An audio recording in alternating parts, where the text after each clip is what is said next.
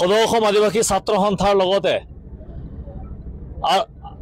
যিমানকেইটা জাতীয় সংগঠন আছে, আদিবাসী জাতীয় সংগঠন আছে, আমি ধাৰাবাহিকভাৱে আন্দোলন কৰি থকা হৈছে। আৰু আপোনালোকে গম পায় গোটেই অসমত জনজাতিকৰণৰ বিষয়টোৰ লগতে চাহ শ্ৰমিকৰ দৈনিক মজুৰি বৃদ্ধিৰ লগতে মাটিৰ পট্টা প্ৰদানলৈকে এই গোটেইকেইটা আন্দোলন ধাৰাবাহিকভাৱে কৰি থকা হৈছে। আৰু বিশেষকৈ আজি কোকৰাঝাৰৰ এই মাজমজিয়াত আজি যি আন্দোলন, আজি আদিবাসী ছাত্ৰ সন্থা, সান্থাল ছাত্ৰ সন্থাৰ লগতে বিভিন্ন কোক ছাত্ৰ সন্থা আৰু বিভিন্ন জাতীয় সংগঠনৰ একেলগে ঐক্যবদ্ধভাৱে যি আন্দোলন আজি আপোনালোকে দেখা পাই আছে, এই আন্দোলন মাত্ৰ এটা আন্দোলন নহয়। এই আন্দোলন আমাৰ যি প্ৰাপ্য, আমাৰ যি অধিকাৰ, আমাৰ যি আইডেন্টিটি, আমাৰ যি পৰিচয়, এই পৰিচয় আজি আন্দোলন হয়। এই আন্দোলন মাত্ৰ আমি ৰাস্তাত কেৱল আজি শোভাযাত্ৰা কৰি পেলাই চৰকাৰক আমি ক'ব বিচৰা নাই।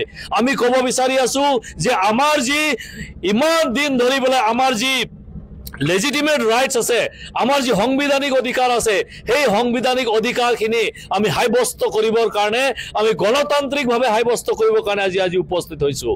আজি আপোনালোকে দেখা পাইছে যে হাজাৰ হাজাৰ আদিবাসী মা দেউতা ভাই ভনীসকল আজি ওলাই আহিছে। আজি তেওঁলোকে সদায় নিজৰ ঘৰত সংগ্ৰাম কৰি আছে, নিজৰ ল'ৰা ছোৱালীৰ লগত সংগ্ৰাম কৰি আছে, কিন্তু আজি চৰকাৰক আৱাজ দিবৰ কাৰণে, চৰকাৰক মাত দিবৰ কাৰণে আজি সংগ্ৰাম কৰিবলৈ ওলাই আহিছে। আজি সদৌ অসম আদিবাসী ছাত্ৰ সন্থাৰ লগতে সকলো জাতীয় সংগঠন, আমি সকলো আদিবাসী ৰাইজ, আমি চৰকাৰক, অসম চৰকাৰক তথা ক'ব বিচাৰিছো, ভাৰত চৰকাৰক আজি আমি ক'বলৈ বিচাৰি আছো যে আমাৰ যি জনজাতিকৰণৰ যি বিষয়টো আপোনালোকে 2019 চনত যি ৰাজ্যসভাত বিল উত্থাপন কৰাৰ পাছত 36টা জনগোষ্ঠীৰ লগতে যি 6 জনগোষ্ঠীৰ লগত 36টা জনগোষ্ঠীক যি জনজাতিকৰণৰ প্ৰতিশ্ৰুতি আপোনালোকে দিছিলে, সেই প্ৰতিশ্ৰুতি ক'ত গ'ল? আজিলৈকে আপোনালোকে পূৰণ কৰিব পৰা নাই। আমি গম পাওঁ যে যিমানখিনি আমাৰ ক্ৰাইটেৰিয়া আছিল, গোটেইখিনি ক্ৰাইটেৰিয়া ফুলফিল হৈছে। তাৰ পাছতো কি হেঁচাত, কি বাধা আপোনালোকে পাই আছে অসম চৰকাৰে, ডক্টৰ হিমন্ত বিশ্ব শৰ্মাৰ নেতৃত্বত অসম চৰকাৰে কি বাধা পাই আছে, এই কথাটো কিন্তু আমি বুজিবলৈ আমি পৰা নাই। ইয়াৰ লগতে ভাৰত চৰকাৰে অসমৰ এই খিলঞ্জীয়া ভূমিপুত্ৰ আদিবাসীসকলক কিয় জনজাতিকৰণৰ মৰ্যাদা দিব পৰা নাই, তাৰ কাৰণে আমি আজি মাত মাতিবলৈ আহিছো। আমি আগন্তুক এই আন্দোলনৰ জৰিয়তে আমি ক'ব বিচাৰিছো যে আমাৰ কোনো ক্ৰাইটেৰিয়া ফুলফিল কৰিব লাগে বুলি আমি নাভাবো। আমি জনজাতি হয়, আমি ট্ৰাইবেল হয়, মাত্ৰ আমাক শেডিউলহে কৰিব লাগে।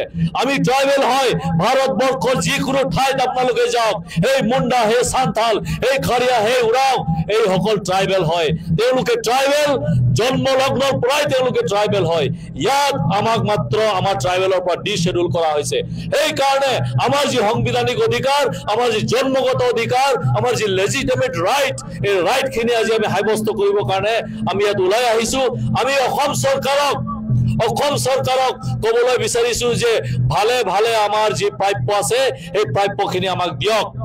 নহ'লে ইয়াৰ উত্তৰটো অসম চৰকাৰক অসমৰ আদিবাসী হিচাপে কেনেকে দিব লাগে, ইয়াৰ উত্তৰটো আদিবাসী ৰাইজে নিশ্চয় দিব। ইয়াৰ লগতে 96, 98, 2012 চনৰ 14 চনৰ যিখিনি ৰিয়টছত আমাৰ আদিবাসী পৰিবাৰে তেওঁলোকৰ ঘৰ বাৰী এৰি পেলাই তেওঁলোকে বেঘৰ হ'বলগীয়া হৈছে, নিজৰ সতি সন্তানক হেৰুৱাবলগীয়া হৈছে, তেওঁলোকৰ ক্ষতিপূৰণো আজি চৰকাৰে ভালদৰে কৰি দিব পৰা নাই। আমি অসম চৰকাৰক, ভাৰত চৰকাৰক তথা আমাৰ BTR চৰকাৰক আমি আহ্বান জনাব বিচাৰিছো, দাবী জনাব বিচাৰিছো যে যিসকল আজি নিজৰ মাটি ভেটি এৰিবলগীয়া হৈছে, যিসকল আজি ক্ষতিপূৰণ পোৱা নাই, যিসকলক ৰিহেবিলিটেশ্যন আজিলৈকে কৰা নাই, তেওঁলোকৰ পুনৰ সংস্থাপন আৰু চৰকাৰে কৰিব লাগে, BTR চৰকাৰে কৰিব লাগে।